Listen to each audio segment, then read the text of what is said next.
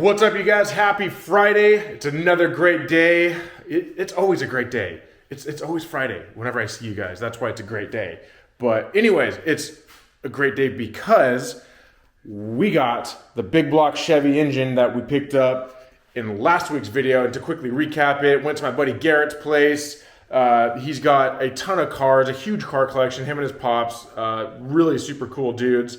And I hit him up and said, yo, looking for a Gen 4 big block Chevy. He says, brother, I got you, come pick one up. And so we did, and we were there. And also in last week's video, we went to PRP Seats, checked those guys out, spec'd all new seats for the boat that are going to look killer, I think. They're gonna look killer in there. So that order's in. They are building the seats now as we speak, so can't wait to see what those look like. But anyways, let's flip the camera around and show you guys what this thing looks like in all of its glory. This is a, I think, 1970s or late 70s, early 80s big block Chevy. There's Dwight. He approves it. Do you like it, buddy? Do you like the new engine? Say hi to the people. But yeah, supposedly this is supposed to be a 454 big block Chevrolet, and I was told there's about 60,000 miles on it. We couldn't find the gauge cluster of the vehicle that it came out of because they still have the vehicle. So I trust that it was running when it was pulled out of it, and they were assuming it had roughly 60,000 miles on it. So we shouldn't find any problems in this thing, but anything's possible. So I'm itching to get this thing blown apart and torn down. So I'm gonna go ahead and get you guys set up on a time lapse here and start going to town on it. So here we go, let's do it.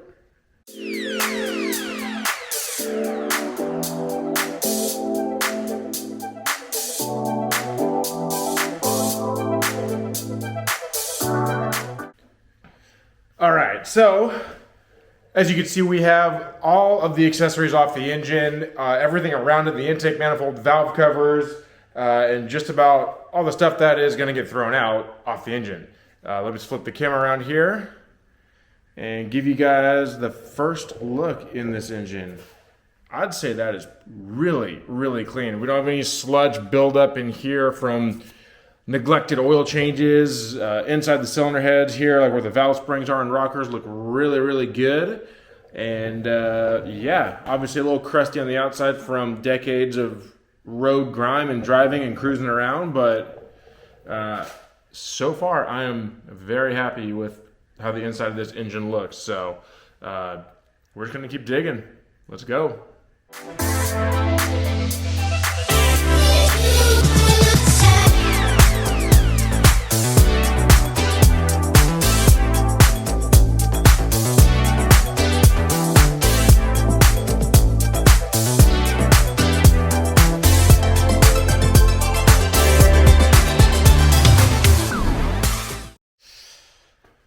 You guys want to see a big yikes? Check this out. I can't believe this is what I bought. I did not put that there. A bunch of rats and mice or whatever the heck that was living in that storage shipping container of theirs, put all that there. So I'm not worried about the water because that was just from the pressure washing today, but yikes, man. Look at it. See all the little like kernels or acorns or whatever, and that's all food that they were chowing down on. I'm very surprised that big of debris is down in these cylinders. Like I said, the engine was stored fully dressed, fully complete with like the throttle body injection, which is the throttle blade that sits on top of the intake manifold, and obviously those throttle blades are closed. So it's totally wild to me how that big of junk and dirt and debris got down through the intake or through the throttle in the intake and down through past the intake valve into the cylinder. Damn. So anyways, let's see if we can save this thing. We're just going to keep diving into it. I'm going to get the vacuum, suck all the junk and dirt out of there, and I mean, look at this, you guys. Look at this. Like, all this just came out of the engine when I yank the cylinder heads off. But cylinder heads look good. You know, the head gaskets look good. Nothing was torched or melted or overheated or nothing like that. So, you know, I got the other one over there. Looks the same, but yeah, man, a little bit of a bummer. But whatever. Let's just keep moving, keep tracking forward, and it could still be saved. I'm not totally writing this thing off yet.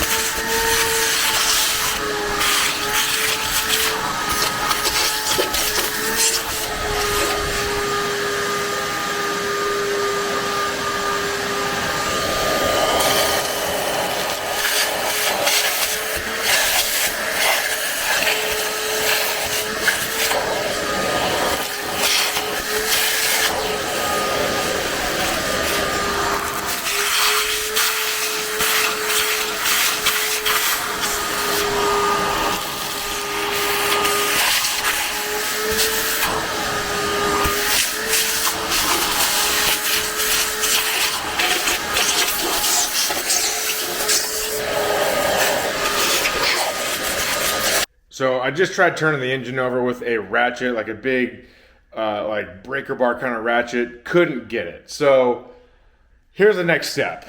I'm gonna grab a can of Maxima MPPL, multi-purpose penetrant lube. Soak the heck out of these cylinders and just let this thing sit overnight. Hopefully this stuff will work its magic and it will kind of sort of free itself up.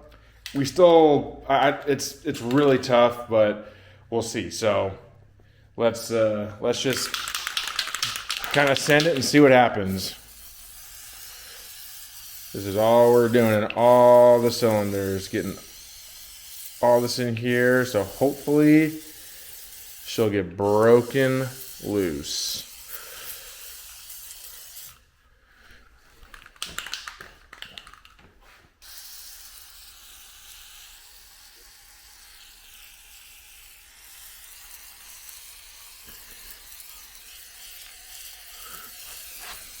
Also, too, this stuff should help with taking the carbon off the pistons.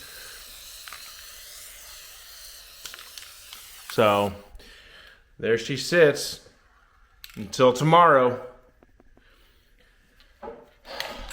We're going to come back in the morning and see what the heck happens. So, fingers crossed. See you guys in a minute. Okay, it's the next day, and I got the engine up on the stand here. Tried to hit it with a breaker bar, tried to hit it with my big impact, and I did get the rotating assembly to budge and turn. I saw all the pistons move just a tiny bit, but I wasn't able to like actually get this thing to like roll over freely and kind of break through the rust. So I think the Maxima MPPL definitely did help, but here, let's flip this around here. Here we are. I'm gonna go ahead and get the remaining coolant out of the block. Just pull that little plug right there, drain it, pop the oil pan off, and then hope that we find a 4-bolt main, because I'll explain later in the video, but according to the casting numbers on the block, it can either be a 2 or 4-bolt main.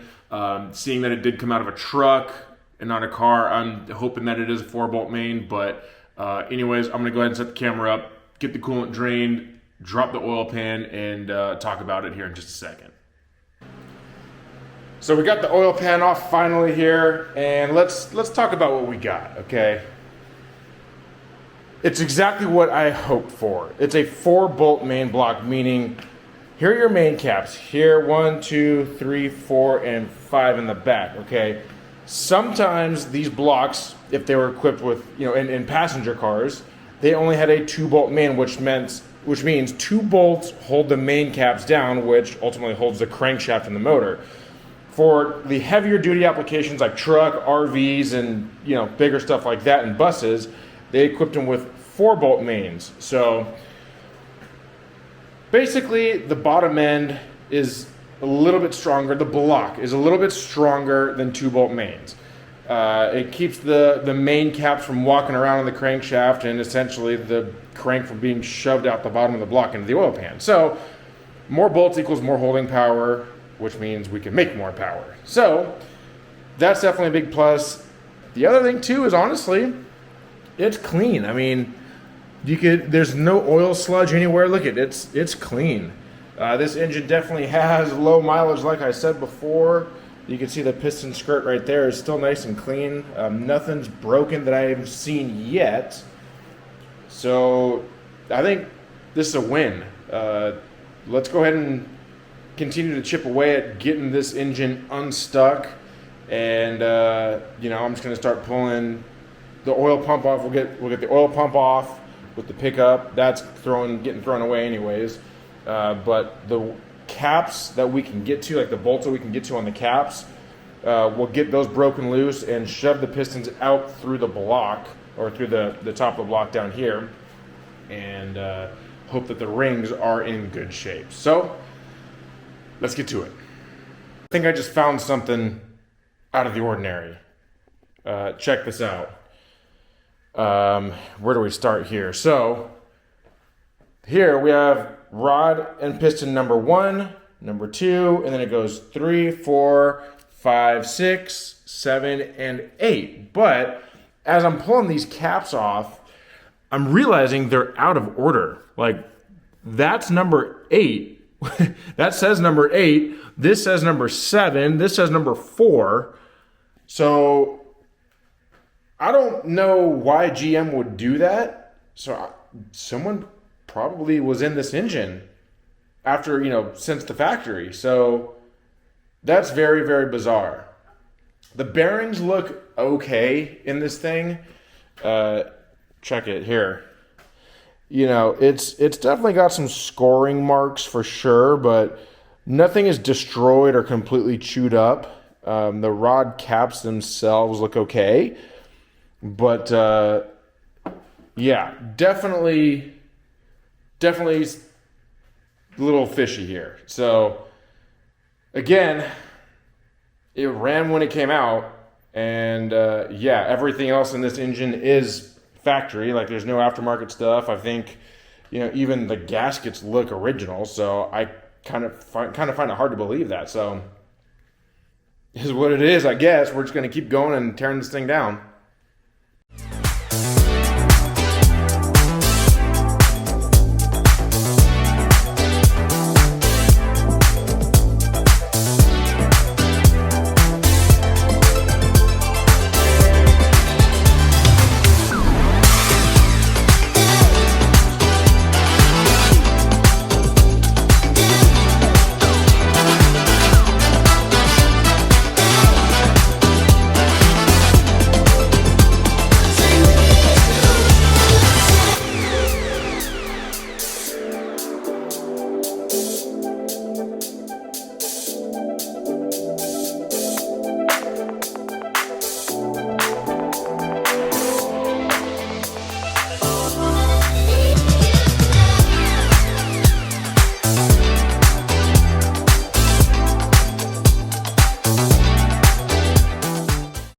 Okay, here's the verdict.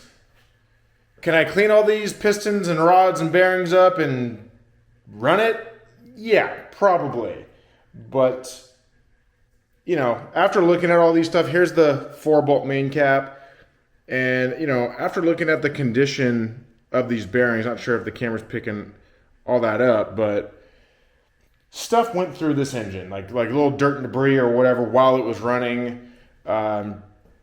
It's not bad. It's pretty, I guess, normal wear and tear for a roughly 60,000 mile engine. But since the thing sat for so long and probably had moisture in it and all that stuff, and with the addition of the PB blaster or the Maxima stuff, it's toast.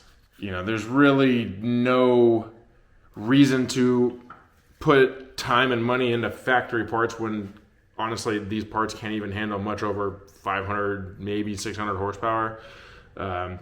You know, which obviously I'm trying to go for a lot more than that.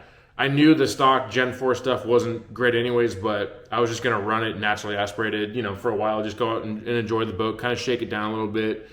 But yeah, I got to make a decision here pretty quick on what I'm going to do to keep this show on the road and the project moving, because I don't want this thing sitting and collecting dust. So anyways, yeah, I think we're done with the engine for now, and we're going to kind of pack all this stuff up, put it away, and now clean the hands up and get to cleaning the boat.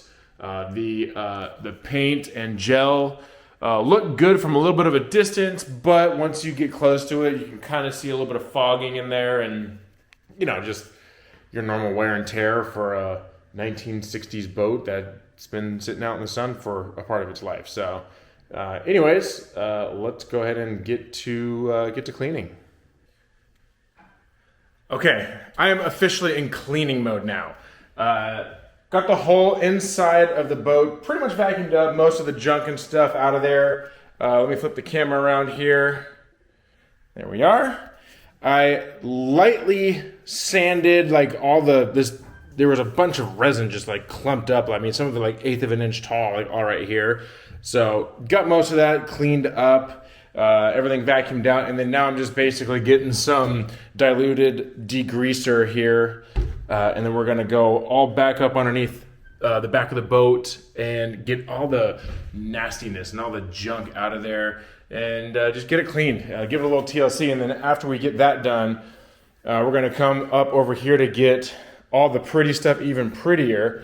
We got Malco sent me a nice little assortment of compounds and polishes with a couple of their bucking wheels. So once we move from the inside, we're going to go to the outside and get everything nice and pretty. So let's go ahead and get to it.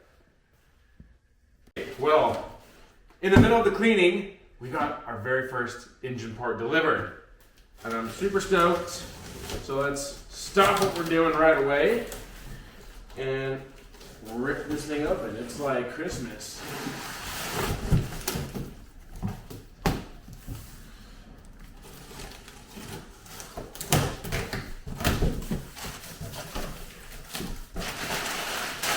We got a box in a box. Okay, hopefully nothing's damaged in here, because it's come a long way. Oh, yes, sir.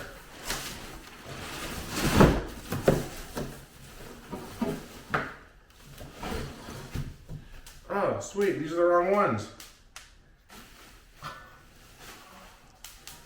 They sent me the wrong freaking headers.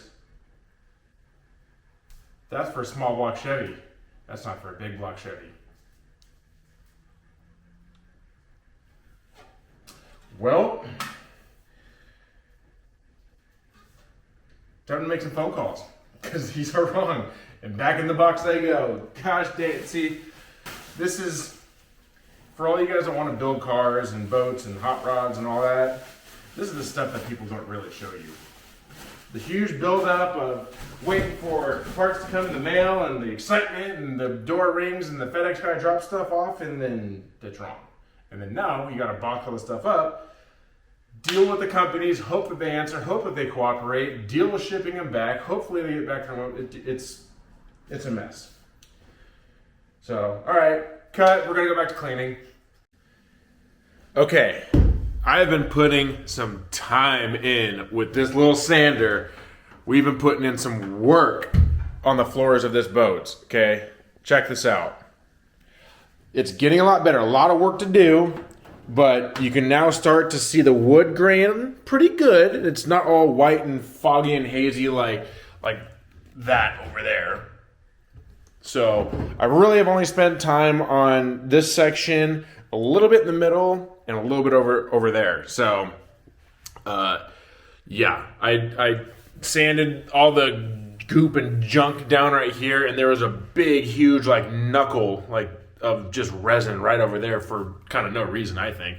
So sanded all that down, and I've just been going over it with 600,000, 2,000 grit sandpaper, just making passes, a bunch of them. And this is honestly kind of just cheapy Amazon sandpaper. So for the little bit of a lot bit of elbow grease that's been put into this boat, we've been looking really, really good. And I love being able to see the wood grain in the floors of boats. So to be honest, originally I was going to put carpet in this thing, and after getting my wrist slapped a couple times by a couple diehard V-Drive guys, decided not to do that and just bite the bullet and spend time. So now that you guys get the point of what we're doing in here, we're coming over here to this here is Malco's basically DIY polishing cutting compound for paint, gel coat and stuff. As you can see, I don't know if the camera's really picking it up,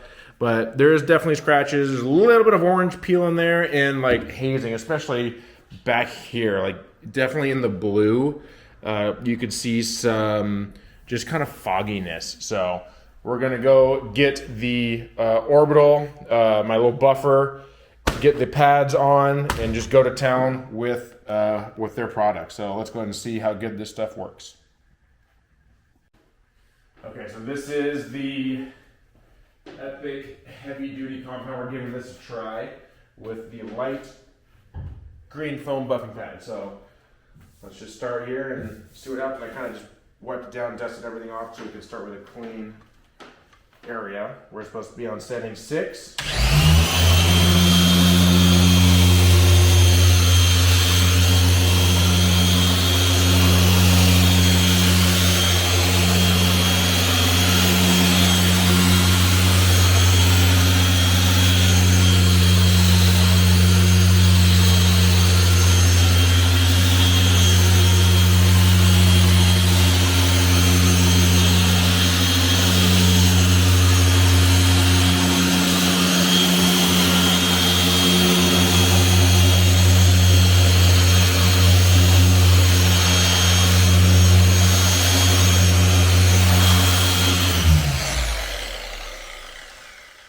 Okay. Definitely getting some dirt and contaminants pulled out of the paint, but let's go ahead and grab me a clean microfiber. Sorry, I should have been prepared for this.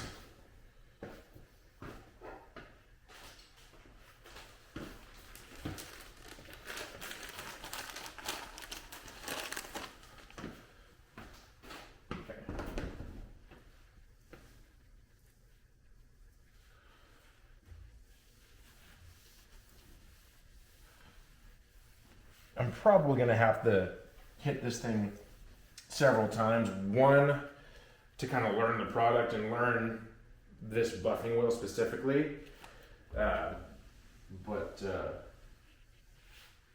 so far, I mean, that's a paint chip right there. So obviously nothing we can do with that. But there's definitely a little bit deeper blue to it, I think. Feels pretty good. Hear that? And then, so there's definitely improvement right away. First shot. So let me kind of keep going here. We'll set you guys up on a time lapse. I'm just going to kind of play with it, learn the product, learn the machine, and all that fun stuff. Hopefully we don't burn anything, mess anything up, but let's get back to it.